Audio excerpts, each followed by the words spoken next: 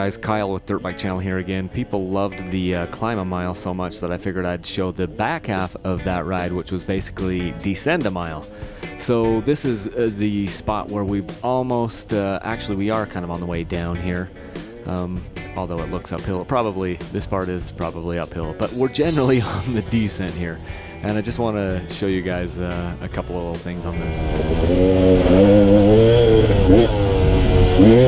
So like a hot dog, I go wheeling through this little ditch thing here, kind of on an angle. I've got the bike on an angle, and by the time I let the front wheel down, I'm pointed straight towards that really, really sharp looking tree stump up there. And listen to my reaction here.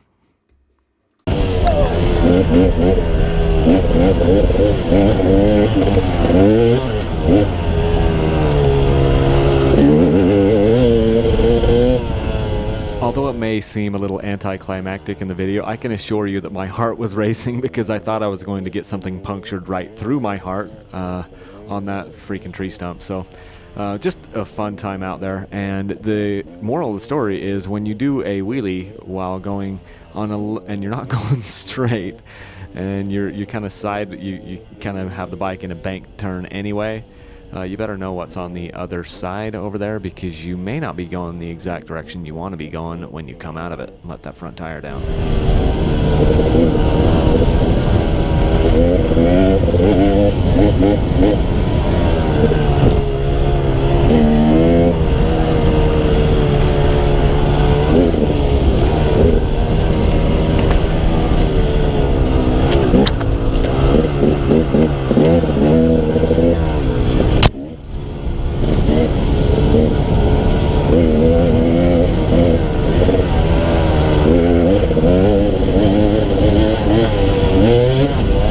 See, like I was saying before, even though we're at 10,000 feet, the bike still has enough power and is running well enough to wheelie through these little obstacles.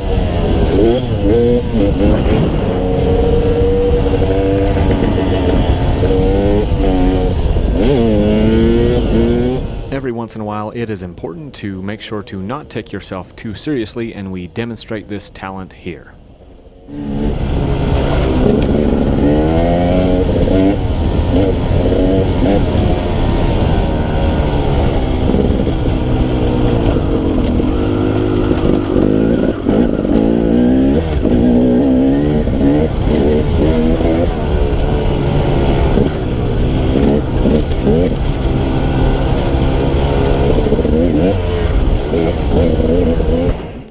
I think it's always important to remember to ride within your limits. As you notice in a lot of the footage on this video, not quite moving as fast as I normally would, and that's because we're on the back half of about a 75 or an 80 mile ride. I'm not exactly sure how far this ride was. It was over 75. It might have been 90 or so, because we did this loop a year ago, and it was about 75 miles, but this time we went a little bit further.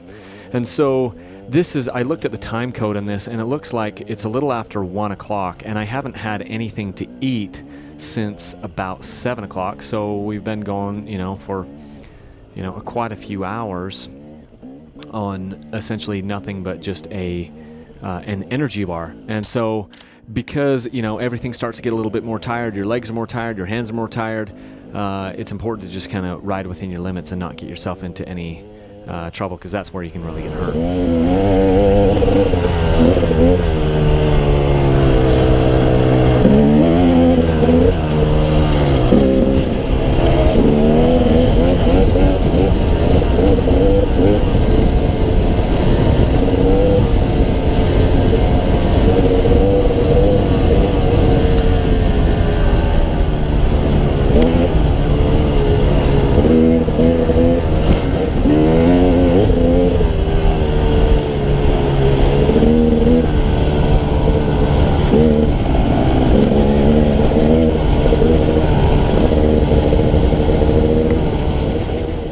I'm surprised how often I get the questions asking if the places that I ride are legal to ride on. People say, is this an open trail? And my answer is always the same, and that is yes, this is an open trail. We're riding on public lands here in the western United States, and everywhere we ride, we have permission to ride. So every once in a while, we'll be on some private land, but we have permission from the landowner. But 90%, maybe even 95% of the places that we ride are public. Is public land, and it's open to dirt bikes. So this is a road right here that is open to a lot more than just dirt bikes. You can take four-wheelers, you can take trucks down this road. And so we are legally just kind of making our way back down the mountain here on this forest road. And yeah, I don't condone trespassing. I don't condone tearing up the land. I am a proponent of taking care of the land and taking care of property rights and making sure that we don't, for lack of a better word, piss people off, because that's how we get roads shut down. That's how we get, OHVs banned from these beautiful areas. We want to be good stewards. We want to be respectful of the property and respectful of our surroundings and other people out there that are also using these things, whether they be hikers or mountain bikers or four-wheeler people or horsemen or what have you. We all need to share the land and be nice to each other.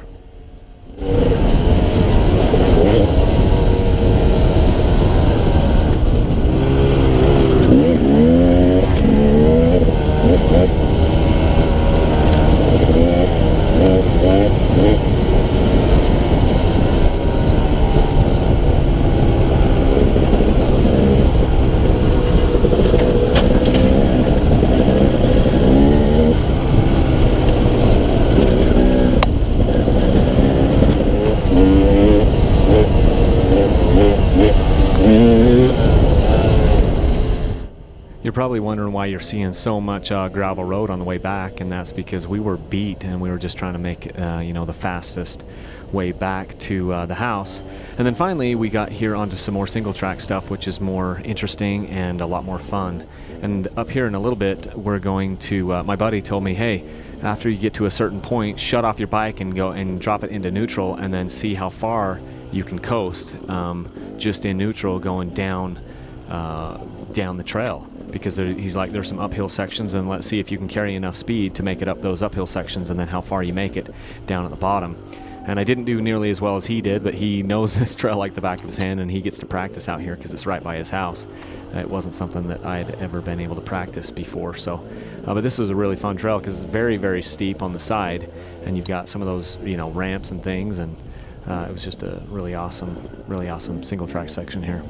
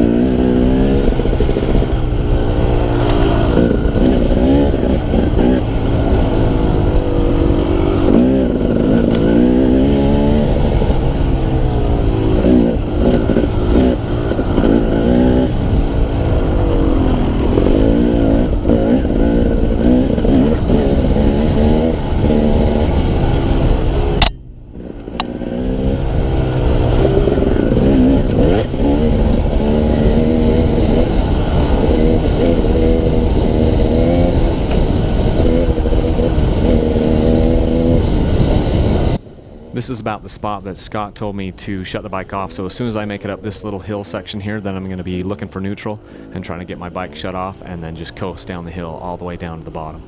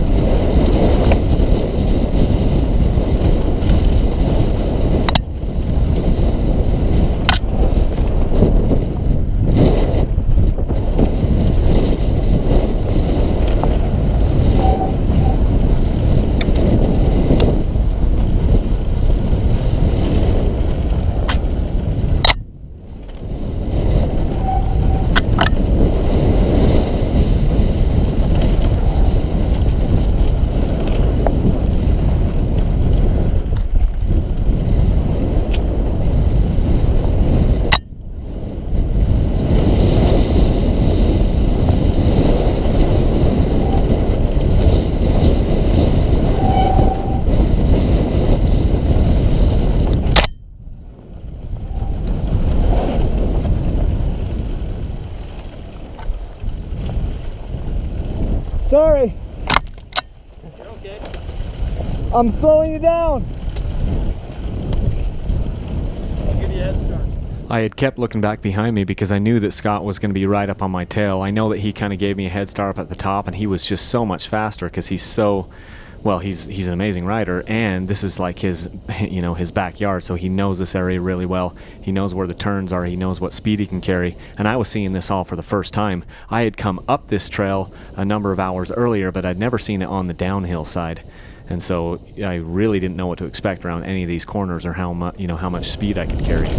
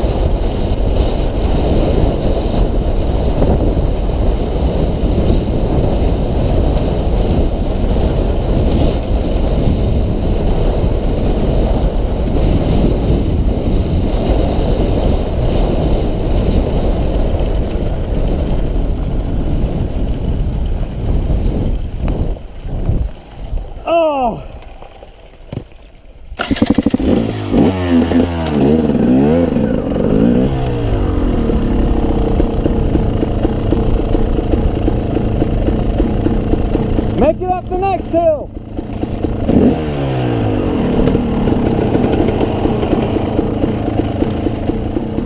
If Scott hadn't had to wait for me a couple of times, I do believe he could have actually made it up this hill without putting it in gear.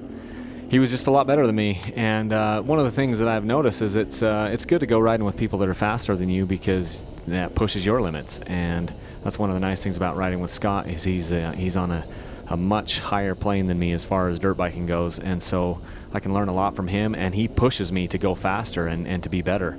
And that's a good thing. As long as you can keep it safe, it's a good thing to kind of push your limits every so often. And that's about it. So we're back down here in the valley, and that was us descending a mile. We ascended a mile, and then we descended back down another mile.